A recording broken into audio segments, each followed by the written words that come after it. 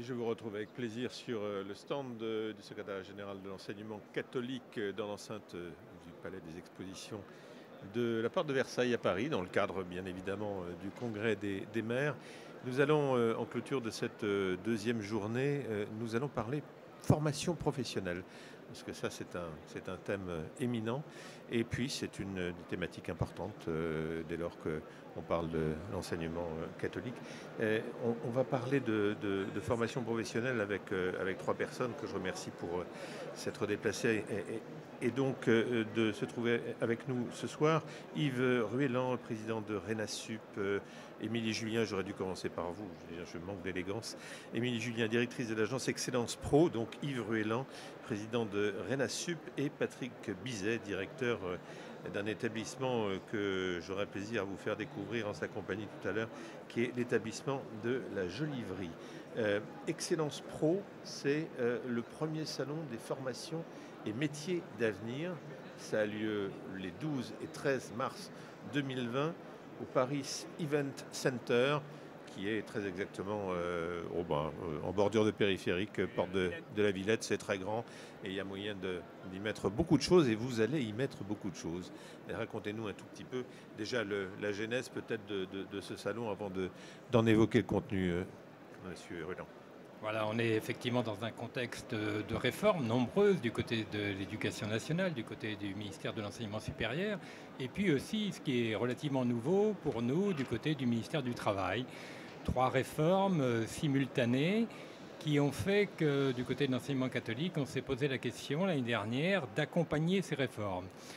On a choisi de mettre en place des états généraux dans chaque région pour réfléchir sur la place de l'enseignement catholique, sa dynamique, ses propositions pour les entreprises et tout ce qui concerne le champ des formations que l'on appelle, nous, professionnalisantes, qui veulent englober du CAP, donc du bac-4 si on veut, jusqu'au master. C'est un vaste domaine. Après ces états généraux régionaux, eh bien, nous nous sommes posé la question d'un événement national. Et cet événement national, nous avons choisi de montrer les savoir-faire de l'enseignement catholique. C'est-à-dire que nous voulons que nos établissements mettent en valeur leurs innovations et leurs propositions par rapport aux entreprises. Alors ce salon, 2 journées, comme vous l'avez rappelé, 12 et 13 mars, 2 salons différents, mis côte à côte. Le 12, c'est un salon très ouvert que l'on pourrait appeler un salon professionnel. Ce seront les équipes de direction, les chefs d'établissement, les chefs de travaux, les professeurs concernés qui viendront rencontrer les professionnels des branches et puis des fameux nouveaux OPCO, comme on les appelle, les opérateurs de compétences. Ça, c'est pour le 12. Et puis le 13... la chose est un peu différente, on déplace le salon vers les prescripteurs d'orientation. Par prescripteurs d'orientation, on entend les professeurs principaux, mais aussi de nombreux parents de l'association des parents d'élèves qui travaillent au sein des bureaux d'information. Donc voilà, un événement sur 2 jours, mais avec 2 cibles différentes. Et puis dans ce salon, eh bien, on trouvera 3 villages. Un village des filières métiers, où à travers ces 11 filières, eh bien, l'ensemble de nos établissements proposant telle ou telle filière viendra présenter ses innovations, viendra mettre des jeunes au travail, partager des expériences, etc. Un deuxième village, c'est le village des territoires, c'est-à-dire que l'enseignement catholique est organisé effectivement en territoire, et viendra dire comment cette problématique des formations professionnalisantes sont prises en compte dans leur territoire, quelles sont leurs stratégies de développement, comment ils étudient le bassin des emplois, comment ils vont rénover les différentes formations. Et enfin, le 3e village, c'est le village des dynamiques éducatives, c'est-à-dire l'enseignement catholique veut montrer ce que l'on fait de plus ou ce que l'on essaye de faire sur la formation intégrale des personnes. Et là aussi, on partagera des expériences. Je vois qu'il y a également des villages experts. Voilà, c'est-à-dire que autour notamment des OPCO, il y a des grandes révolutions en termes d'apprentissage. C'est la fameuse loi Pénicaud qui libéralise l'apprentissage. Mais nos établissements, qui ne sont pas toujours tournés vers l'apprentissage, puisque leur première mission, c'était des formations sous statut scolaire, et il y a des établissements comme la Jolivrerie où Patrick Bizet a déjà développé de l'apprentissage, mais il y en a d'autres qui n'ont pas encore commencé. Et il leur faut être accompagnés, il leur faut un accompagnement et un accompagnement d'experts. Et des experts répondront aux questions des chefs d'établissement et de leurs équipes pendant tout ce salon. Monsieur Bizet, vous serez au salon? Oui. Pardon. Vous serez au salon? Bien sûr. Oui. Bien sûr, et on y sera j'y serai à double titre d'ailleurs avec l'établissement et mes collègues. J'y serai donc pour piloter aussi l'OPCO donc, qui concerne l'industrie, puisqu'on a une formation industrielle, une filière industrielle qui est très développée dans l'établissement. Et puis également pour piloter avec quelques collègues donc l'espace régional, puisque dans la région Pays de Loire, il y a une grande culture de la formation professionnelle, notamment dans l'enseignement catholique, depuis longtemps, puisque je préside aussi le réseau des centres de formation de l'enseignement catholique qui existe, ce réseau qui existe depuis 45 ans, que nous allons faire évoluer. Parlez-nous un peu de la Jolivrerie, pour ceux qui nous écoutent ou qui vont nous écouter en streaming, quand ils iront sur YouTube, puisque vous pourrez récupérer toutes ces émissions. Je profite pour le dire au passage sur Internet et sur YouTube. Parlez-nous un petit peu de cet établissement, faites-nous un petit peu la visite guidée, si j'ose dire. Je vais vous en parler d'une façon très forte, émotionnelle et historique, puisqu'on va fêter les 100 ans de la Jolivrerie en 2020. Cet établissement a été créé en 1920 par les Jésuites et on va fêter 100 ans de formation professionnelle et particulièrement de formation industrielle, même si aujourd'hui on a diversifié. Mais les Jésuites ont voulu créer l'Institut catholique professionnel à la demande de l'ICAM. Donc nous avons un lien très fort encore avec l'ICAM à Nantes. Et puis en 1927, ils sont déplacés sur un domaine à Saint-Sébastien-sur-Loire qui s'appelle la Jolivrerie. Et le nom, donc l'Institut catholique professionnel est devenu aussi la Jolivrerie et est resté. En 1970, ils se sont retirés, mais durant toute cette période, déjà, il y a eu énormément de formations qui se sont développées. L'association des anciens élèves de cette période existe toujours. Elle a son siège dans l'établissement et se réunit tous les ans. Alors, en ce moment, là, il y a la 41e promo qui visite l'établissement et il y a des parcours extraordinaires. Et déjà, l'établissement a eu une assise, une réputation assez forte. Mais en 70, pour diverses raisons, mais je vous enverrai le livre de l'histoire de la Jolivrerie, donc vous en saurez plus en 2020. Puis vous viendrez nous voir en mai, les 15 et 16 mai, on va célébrer ces 100 ans. Eh bien, les jésuites se retirent.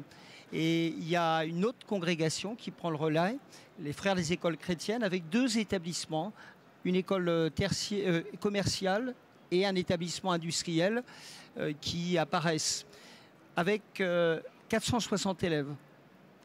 Aujourd'hui, au moment où je vous parle, le groupe rassemble 4600 apprenants.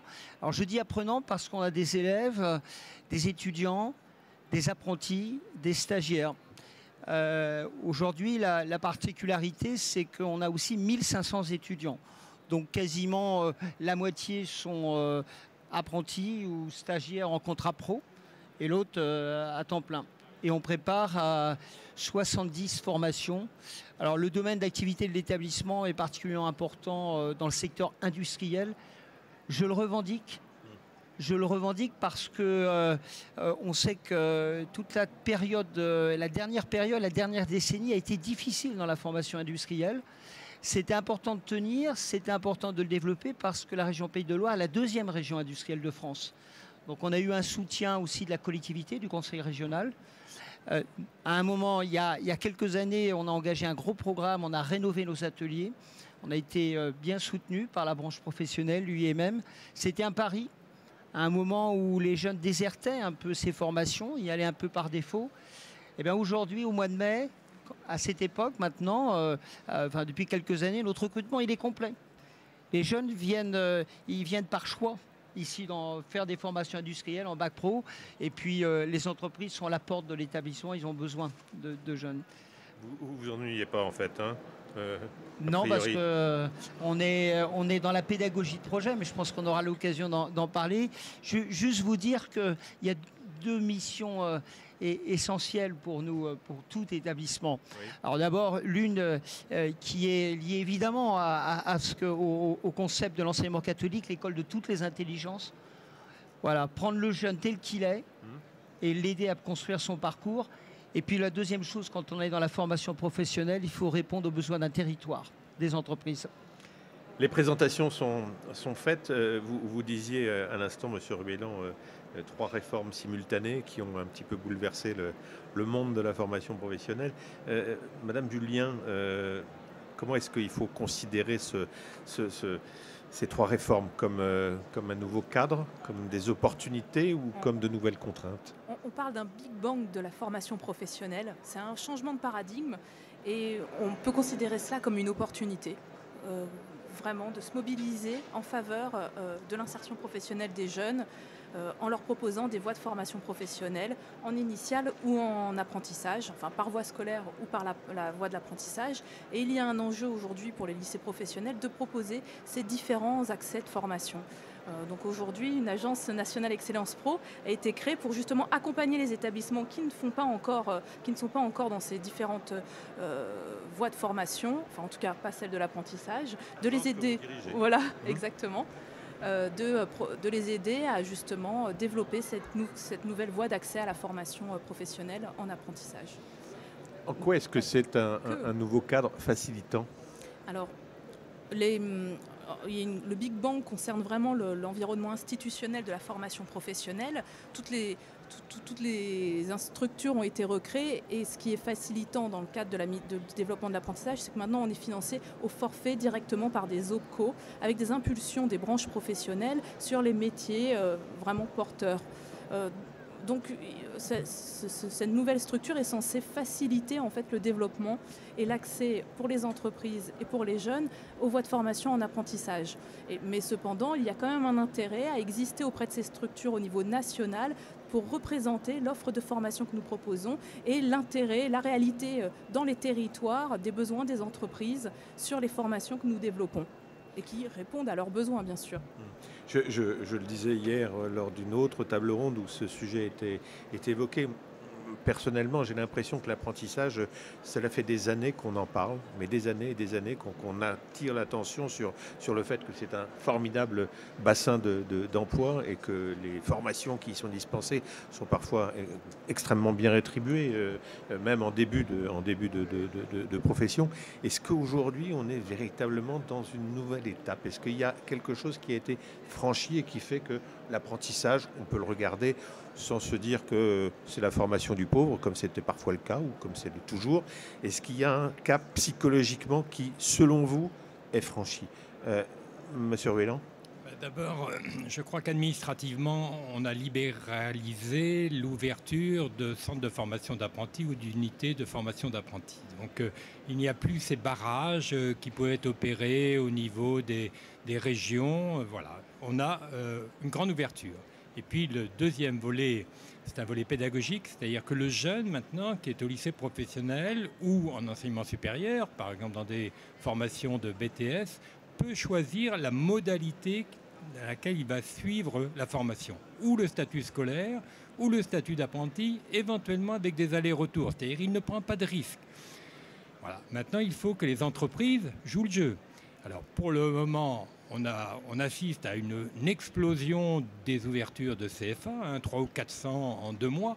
Ah, c'est très très sensible, alors, y compris aussi dans des structures commerciales qui cherchent à faire un peu de l'argent, il faut être très clair. Mais nous, dans notre réseau enseignement catholique, on organise un peu, on mutualise nos ressources pour être opérationnel non seulement demain, mais aussi après-demain, parce qu'il faudra tenir dans le temps. Mais cette possibilité d'ouverture aux jeunes, du modèle pour nos jeunes, nous paraît très important. Alors on sait que dans des sections ou secteurs comme l'industrie, à laquelle Patrick Bizet est très attaché, effectivement, il y a de l'emploi. Les employeurs viendront chercher des apprentis. Ils en veulent des apprentis, y compris déjà sur des classes de première, de lycée professionnel. Dans d'autres secteurs, les voies tertiaires, souvent un jeune de 16 ans est considéré comme inemployable ou trop loin de la formation. Et sans doute, ceux-là rentreront plus tard dans la formation par apprentissage. Madame Julien, sur ce point? Je crois aussi qu'il y a un enjeu de l'emploi, concrètement. C'est-à-dire qu'aujourd'hui, on forme des individus dans toute leur globalité, mais il y a aussi un enjeu d'insertion professionnelle des jeunes par les voies de formation professionnelle qui répondent aujourd'hui vraiment aux enjeux du marché de l'emploi, enfin aux besoins du marché de l'emploi tout du moins. Ce cap psychologique dont je parlais à l'instant, qui fait que certains jeunes regardent certains métiers en se disant oh, je vais y aller si j'y suis obligé. C'est pas nécessairement le premier choix de leurs parents éventuellement. Est-ce que ce cap-là, est-ce qu'on est en train de le franchir justement? Est-ce qu'il y a une gratification qui est en train d'être assimilée ou associée en tous les cas à un certain type de formation professionnelle ou d'apprentissage? Il y a un vrai travail en amont qui est demandé au CFA d'accompagner les jeunes dans leur orientation. Et il y a une vraie mobilisation également du réseau sur travailler sur l'orientation des jeunes. D'une part pour être à son écoute également, mais également pour lui faire connaître et regarder les métiers selon un bon prisme. C'est-à-dire qu'il y a de nombreux métiers qui ont des a priori et on a un travail aussi de dépasser ces a priori avec eux, de leur présenter les métiers, de leur faire découvrir. Et c'est aussi des fois tout l'intérêt de la possibilité pour les jeunes de faire ces allers-retours entre formation initiale et formation par la voie scolaire et apprentissage pour tester, en fait, découvrir les métiers. Après, il existe des dispositifs dédiés aussi, hein, je ne sais pas si... Oui, si monsieur. je peux me permettre, n'oublions pas que l'apprentissage est aussi très développé dans l'enseignement supérieur. On forme aujourd'hui nombre d'ingénieurs en apprentissage. Et donc, l'apprentissage est tiré par l'enseignement supérieur. Hein, on forme, dans l'enseignement catholique, nous avons plus d'apprentis dans l'enseignement supérieur que dans l'enseignement secondaire. Je lis la plaquette de la Jolivry, c'est assez impressionnant. 65 formations de la maternelle au bac plus 5. Est-ce qu'il y a certaines formations qui sont peut-être plus recherchées aujourd'hui que d'autres?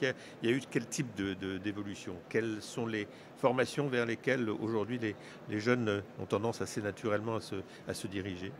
Oui, il y a des différences effectivement qui s'estompent peut-être un peu, mais le tertiaire, le commerce, les arts appliqués, on a une école d'arts appliqués qui est montée en puissance.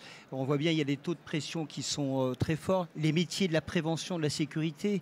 Je voyais en arrivant ici l'espace du ministère de l'Intérieur, la gendarmerie, l'armée sont toujours des métiers qui attirent. Nous, on a une section dans bac pro professionnel, métier de la sécurité, 17 places. Il y a 250 demandes au niveau régional. Dans le domaine du tertiaire, pour rebondir aussi sur ce qui a été dit, alors il y a une filière quand même qui fonctionne bien au niveau de l'apprentissage, c'est l'expertise comptable. Nous, depuis longtemps, on a développé d'ailleurs donc toute la filière, c'est d'ailleurs la filière de formation qui est la plus importante de l'établissement, la compta-gestion, et on a énormément de jeunes qui se préparent par apprentissage au DCG et au DSCG, c'est-à-dire bac plus 3, bac plus 5. Voilà. Il faut, sur les 700 apprenants qu'on a en alternance, ce n'est pour le moment que de l'enseignement supérieur.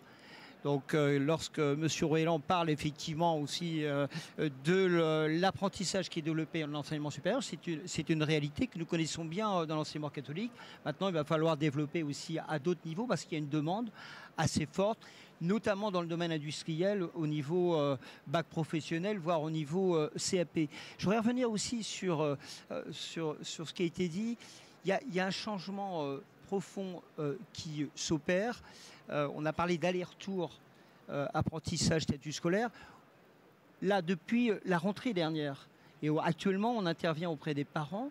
On dit aux jeunes qui vont rentrer en bac professionnel ou en CAP, tu démarres sous statut scolaire, mais tu vas peut-être poursuivre par apprentissage. Ta première année, sous statut scolaire, c'est une nouveauté, c'est une révolution ça. Et ensuite, ta première ou ta deuxième année, tu la poursuivras par apprentissage.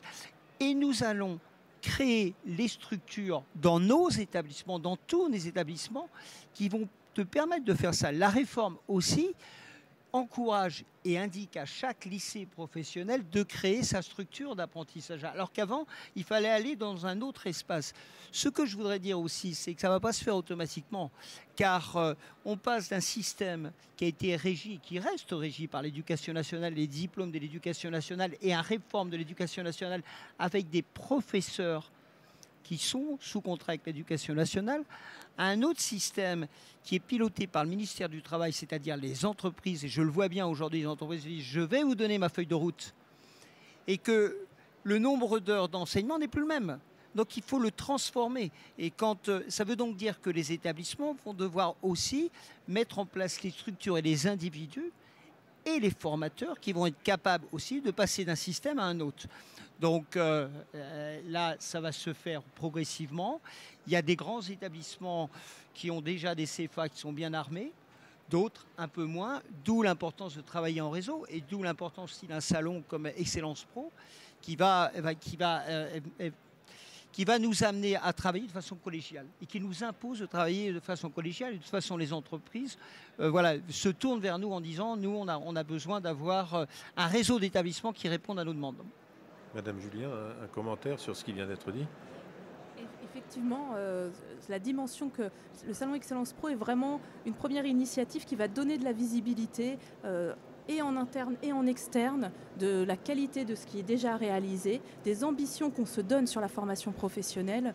Et ce n'est qu'une première étape, je crois. Hein.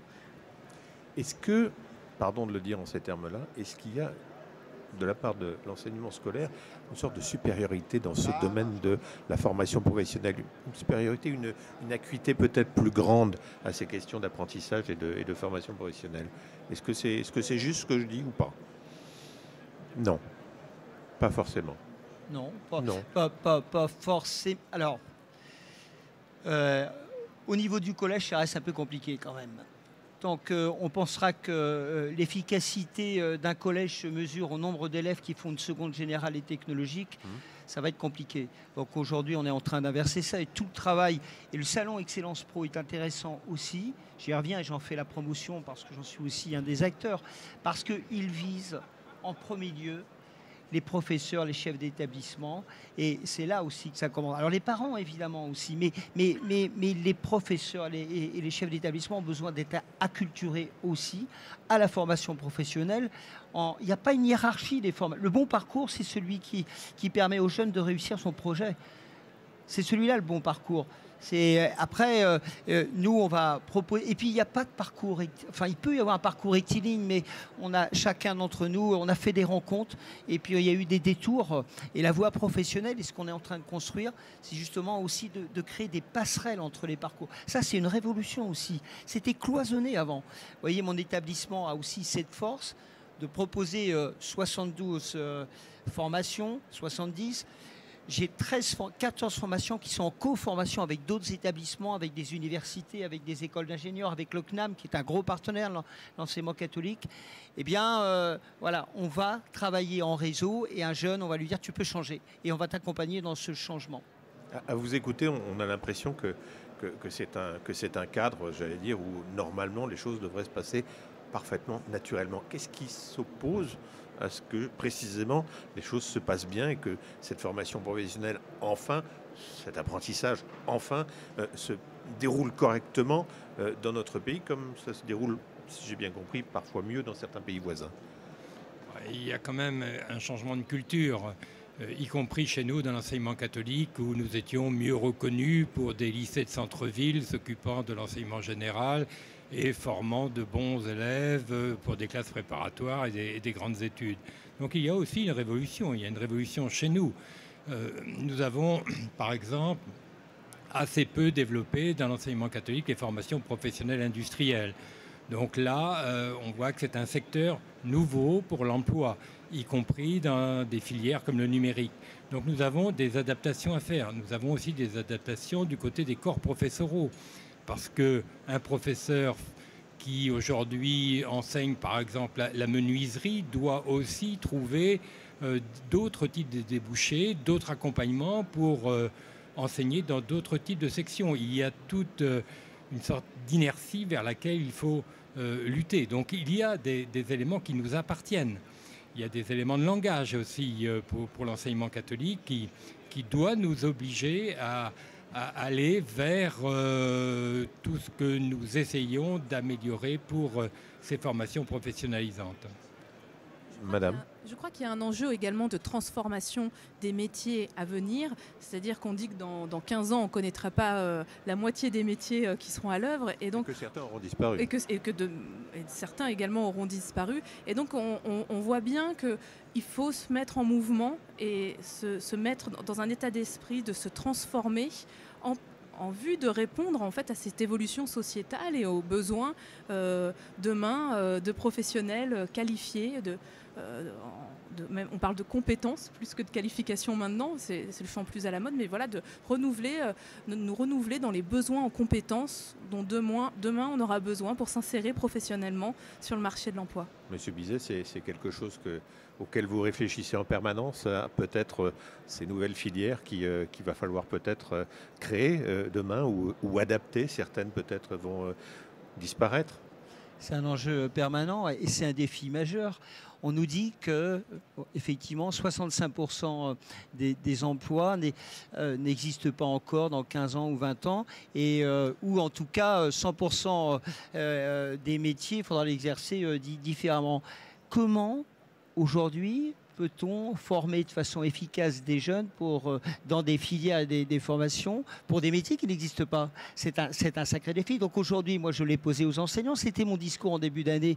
Comment on fait? Qu'est-ce qu'on fait? Comment? Donc il faut donc se tourner vers les milieux professionnels, ce qu'on fait déjà depuis un moment. Qu'attendez-vous? Qu'est-ce qu'il faut développer pour qu'on puisse dire nous sommes efficaces? Ça veut dire aussi qu'on est entré dans un autre domaine, on le pratique déjà depuis un moment, mais aujourd'hui c'est la co-traitance. Il n'y a pas d'un côté le monde de l'enseignement, de la formation et le monde de l'entreprise. C'est ensemble comment on va construire des espaces adaptés, on fait évoluer les équipements et on fait évoluer l'offre de formation. Ça veut donc dire aussi qu'il faut qu'on accepte l'idée que là dernièrement, il y a une grosse entreprise, un gros groupe qui m'a dit, moi j'ai 17 agences, il faut que vous me formiez 150 jeunes là à venir sur un diplôme qu'on va former ensemble, un type RNCP, ce qu'on fait déjà un petit peu. Mais attention, dans 5 ans, je ne sais pas ce que ça va devenir. Donc il faut qu'on accepte l'idée aussi qu'il y a des formations aussi qu'il va falloir supprimer. Alors comment aussi nous, on forme, on va avoir des enseignants, on va avoir des formateurs, comment on les fait évoluer? Parce que dans 5 ans, on ne peut pas leur dire vous n'avez plus d'emploi. Donc vous voyez que tout le système doit aussi évoluer dans ce sens-là. Mais la feuille de route a changé. Elle n'est plus que l'éducation nationale, elle vient des entreprises. Et si on veut être performant, il faut accepter l'idée qu'il va y avoir du mouvement. Les étudiants que vous formez, Monsieur Bizet, ils ont en tête que leur boulot demain, ça va être un boulot de mobilité également, un boulot qu'il va falloir peut-être aller chercher ici, là ou là, parce que, à écouter parfois certaines personnes qui sont en offre d'emploi dans leur territoire, ils ne trouvent pas les gens qu'ils aimeraient avoir et on a l'impression que c'est pourtant si facile d'en trouver et on en trouverait peut-être dans telle autre région. Pourquoi est-ce qu'il y a encore cette inadéquation entre l'offre et la demande?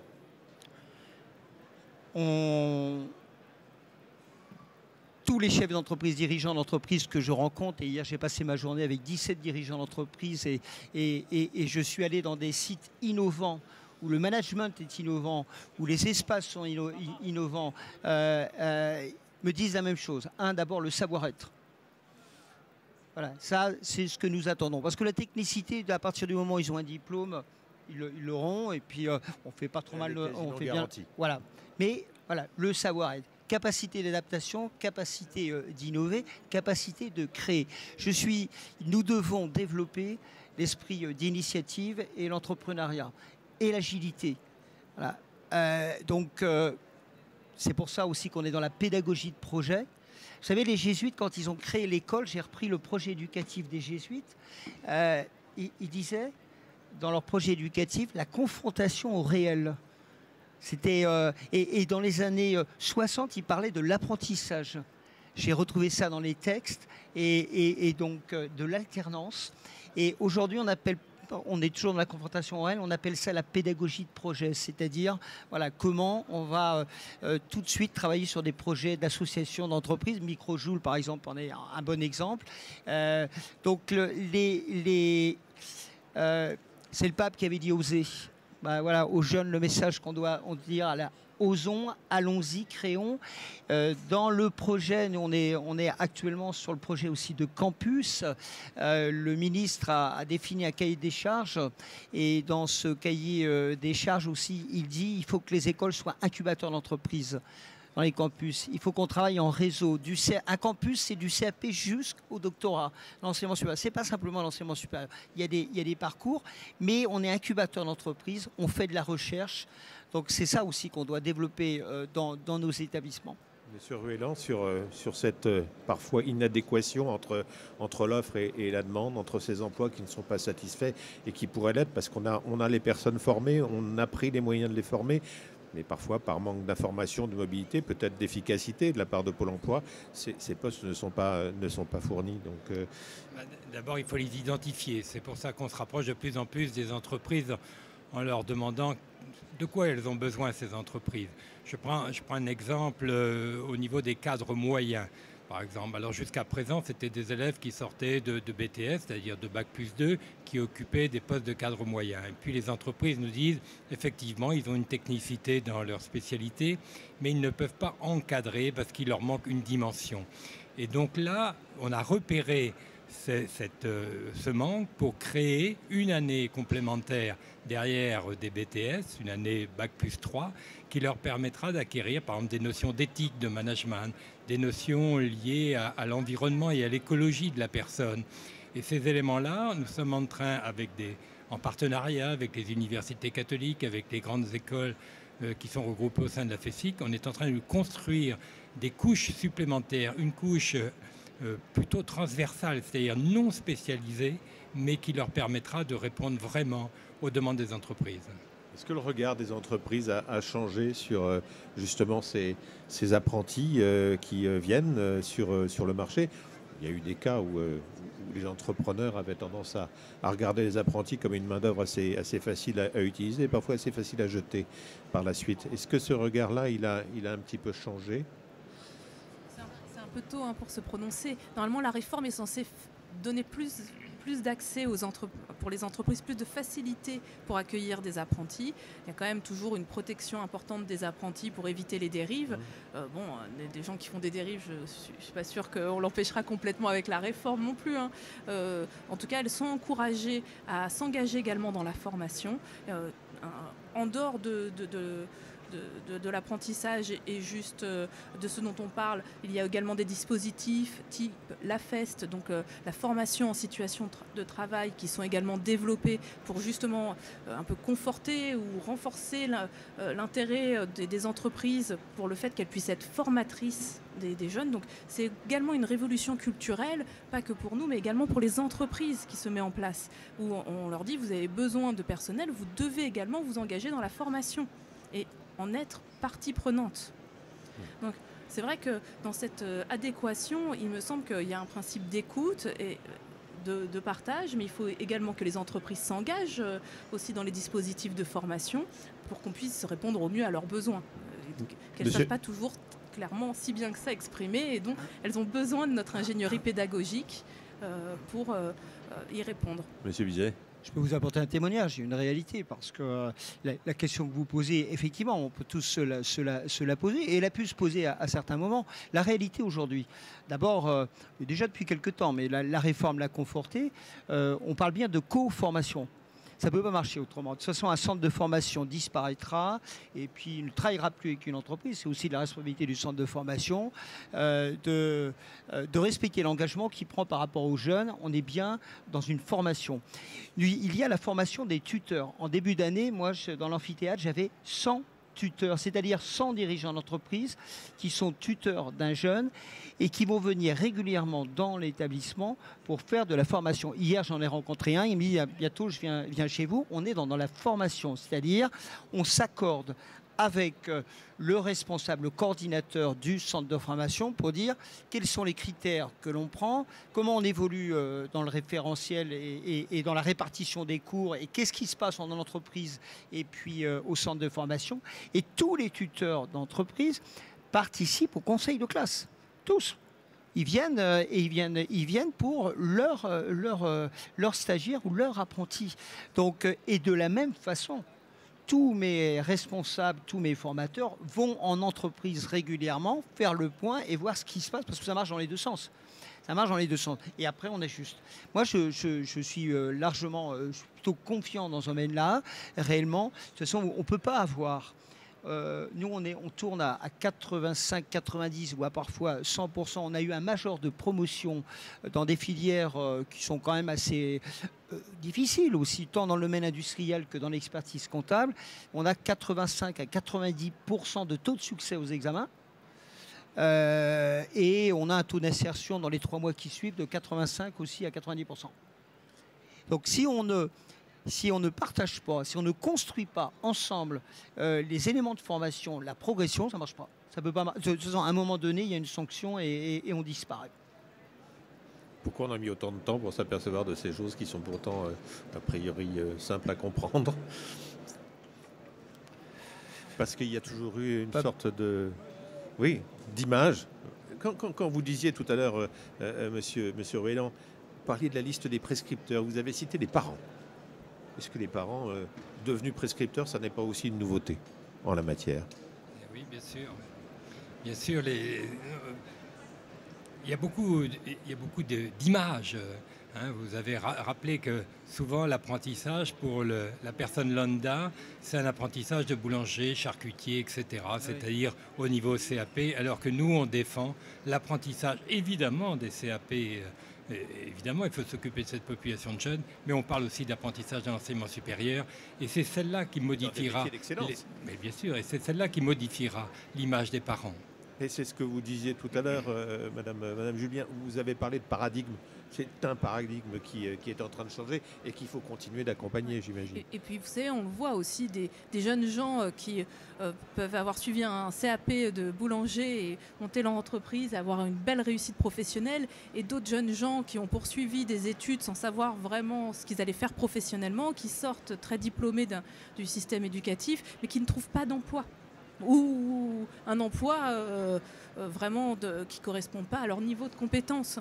Donc c'est vrai que quand on parle des filières professionnelles, l'excellence a été le mot choisi, puisqu'elles conduisent à l'excellence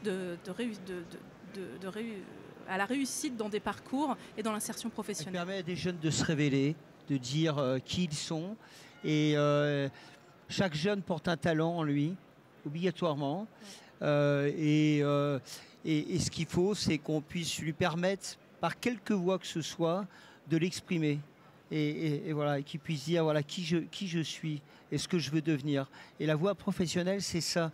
Il y a des jeunes qui peuvent travailler qui peuvent se former, ou des individus dans la conceptualisation, l'abstraction, puis d'autres pas. On n'a pas de hiérarchie à faire. Et l'enseignement professionnel et l'apprentissage permet la confrontation justement réelle, permet de travailler dans le concret, permet à un jeune de comprendre, de donner du sens à ce qu'il fait. Et des jeunes ont besoin aussi. Parfois, souvent, ils vous disent « j'aime pas l'école parce que je ne sais pas à quoi ça sert ». Là, ils voient tout de suite à quoi ça sert. C'est concret. Hein. C'est concret. Précisément, c'est tellement concret. J'ai sous les yeux une plaquette que vous m'avez apportée, monsieur Bizet, et qui concerne ces projets micro-joules, qui sont en fait des projets liés à l'expérimentation de l'économie d'énergie sur des véhicules terrestres, si j'ai bien compris, avec des véhicules qui ont un design absolument génial.